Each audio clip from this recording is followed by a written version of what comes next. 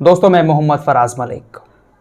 देश के अंदर यूनिफॉर्म सिविल कोड की चर्चा अब बढ़ती जा रही है, क्योंकि विधि आयोग की तरफ से जो 1 महीने का वक्त दिया गया था, जहां पर विधि आयोग ने यूनिफॉर्म सिविल कोड को लेकर देश की जनता से राय मांगी थी। विधि आयोग ने देश की जनता से और सभी धार्मिक संगठनों से पूछा था कि आप हमें बताएं, अपनी राय दें कि आप यूनिफॉर्म सिविल कोड को लेकर क्या सोचते हैं, इसको लेकर आपकी क्या राय है, इसके आने से क्या फ़ायदा होगा, क्या नुकसान होगा, क्या यूनिफॉर्म सिविल कोड को लाना चाहिए, नहीं लाना चाहिए।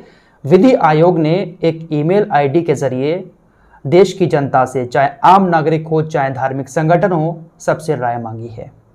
क्या आपने अभी तक विधि आयोग तक अपनी बात पहुंचाई, अपनी राय पहुंचाई? अगर नहीं पहुंचाई है तो आप लोग भी पहुंचा दें।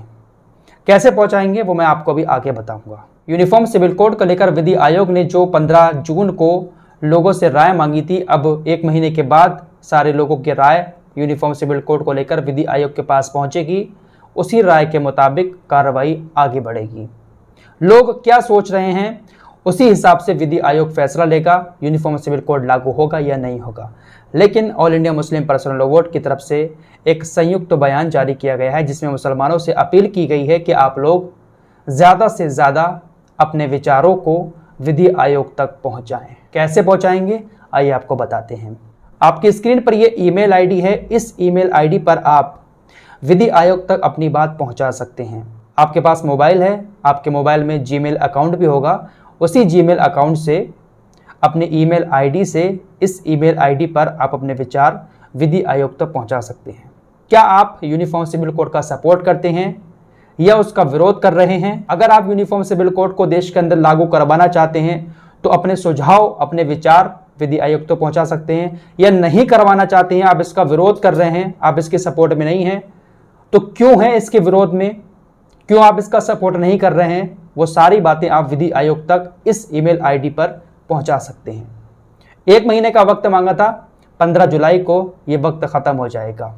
उसके बाद यूनिफॉर्म सिविल कोड को लेकर कुछ आगे कार्रवाई बढ़ेगी। आज all India Muslim personal law board और तमाम धर्मगुरुओं की तरफ से एक संयुक्त बयान जारी किया गया है और कहा गया है कि यूनिफॉर्म सिविल कोड बिल्कुल भी एक्सेप्ट नहीं है, इसको हम स्वीकार नहीं करते हैं।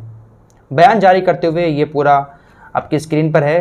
कहा गया कि मुस्लिम पर्सनल लॉ जो शरिया एप्लीकेशन एक्ट 1937 पर आधारित है, इससे हमारे देश में मुसलमानों की धार्मिक पहचान जुड़ी है।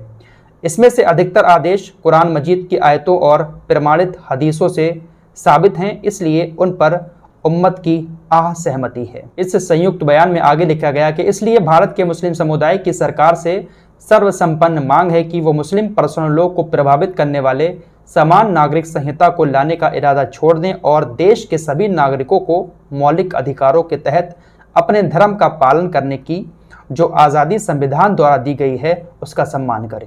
इसी लेटर में लिखा गया कि मुसलमानों से अपील करते हैं कि 22वें विधि आयोग ने समान नागरिक संहिता के संबंध में देश के नागरिकों से जो राय मांगी है, उस पर अपनी प्रतिक्रिया ज़रूर दें।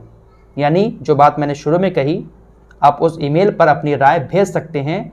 ये बात all India Muslim personal law board ने भी मुसलमानों से कही है कि आप ज़रूर अपनी राय विधि आयोग तक पहुंचाएं। और आपको क्या लिखना है, ये बात भी मुस्लिम पर्सनल लॉ बोर्ड ने इस लेटर में लिखी है। मुसलमानों से कहा गया कि अपने उत्तर में इस बात को साफ लिख दें कि हम समान नागरिक संहिता को बिल्कुल भी स्वीकार नहीं करते हैं।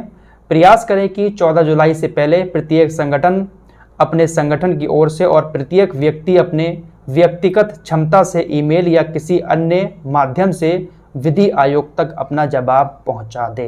तो जो बातें मैंने आपको शुरू में बताई थी, वही सारी बातें मुस्लिम पर्सनल लॉ बोर्ड ने अपने इस लेटर में लिखी हैं। तो 14 जुलाई तक आप चाहें तो पहुंचा सकते हैं। 5-6 दिन का टाइम बचा है, तो आप अपने विचार भी विधि आयोग तक पहुंचा सकते हैं कि आप इसको स्वीकार करते हैं, नहीं करते हैं।